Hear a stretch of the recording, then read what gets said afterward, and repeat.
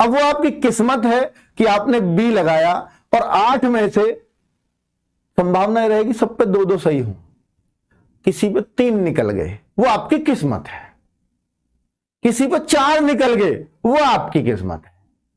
ठीक है, तुक्के में भी किस्मत आ जाएगी बीच में। लेकिन अगर आपके एग्जाम में 80 क्वेश्चन आए हैं ना, 80 क्वेश्चन आए हैं ना, तो यह संभावना जरूर होगी कि भैया 20 क्वेश्चन के लगभग लगभग ए उत्तर होंगे और लगभग लगभग 20 क्वेश्चन के बी उत्तर होंगे और लगभग लगभग 20 क्वेश्चन के सी उत्तर होंगे और लगभग लगभग डी होंगे।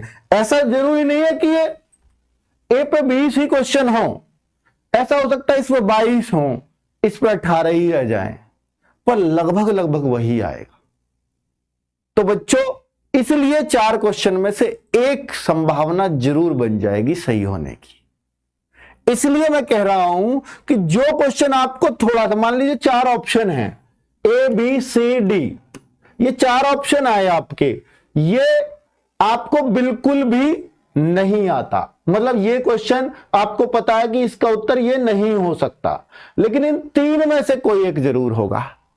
तो फिर तो आप ऐसा ना लगाएं कि ये लगा दो सबको, तब तो आप ना लगाएं, तब तो आप इन 3 में से मारना है आपको फिर तुक्का। आपकी मान लो सीरीज चेंज चल रही है कि जो मुझे नहीं आता मैं उसका ये लगाऊंगा, तब थोड़ी ना लगाना है, तब तो उसको लगाओ कि भैया इन 3 में से तुक्का मारो, अब एक ही लगाऊंगा, ये तो मुझे पक्का पता है नहीं आएगा यहां, तो फिर तुक्का ऐसा मारो, थोड़ा दिमाग भी लगाना है बच्चों। ठीक है, तो ये मैं आपको एक वो दे रहा हूं, क्योंकि कई बार ऑप्शन में पता लग जाता है कि ये नहीं होगा, तो फिर तुक्का आप अपना बदल दो। ठीक है, चलिए, तो मैं एक बात ये कहना चाह रहा हूं बच्चों कि अगर आपको कोई भी प्रश्न नहीं आता, मतलब आपने देखा कि ये 8 प्रश्न मैं बिल्कुल मैं कर ही नहीं पाऊंगा, इनका मुझे और छोड़ कुछ नहीं पता, अब मैं इनको छोड़ूं या लगाऊं, तो मैं कहूंगा लगा दो। उन 8 प्रश्नों पे क्या लगा दूं, या तो सब पे ए लगा दो, या सब पे बी लगा दो, या सबको सी लगा दो, या सबको डी लगा दो। अब वो आपकी किस्मत है कि आपने बी लगाया और 8 में से संभावना रहेगी सब पे 2-2 सही हो, किसी पे 3 निकल गए, वो आपकी किस्मत है।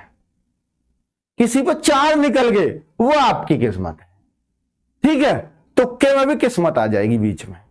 आज मैं एसएससी जीडी के ऊपर बात करने वाला हूं, क्योंकि तो भाई जीके थोड़ी टफ है और करंट भी है, तो मैं तो सिर्फ एज ए स्टूडेंट आज आपसे बात करने आया हूं, कोई यूट्यूबर के जरिए अब मैं आपसे बात करने नहीं आया हूं, एज ए स्टूडेंट, क्योंकि मेरा भी एग्जाम था।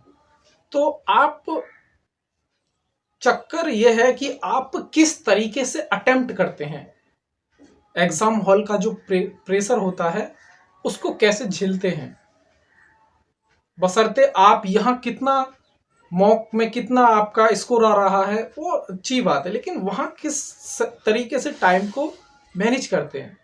और आप जो आने वाले समय में जिन बच्चों का एग्ज़ाम है उनसे सिर्फ इतना ही कहूँगा अंतिम में कि आप, जैसे आपका एग्ज़ाम 5-6 दिन बाद है, तो आप रिवीजन करिए, और जो 24 तक और 25 में जो हाल ही में घटनाएं हुई हैं और जो भी करंट अफेयर हो उसको रिवीजन कर लीजिए, बशर्ते आप सिर्फ अपने टाइम को, सिर्फ जो टाइम है उसको मैनेज करिए, जो अंकित सर ने आपको बताया है वो करने का, उसकी प्रैक्टिस आप एक मॉक लगाकर यहीं चेक कर सकते हैं कि मैंने किस तरीके से एग्जाम को अटेम्प्ट किया।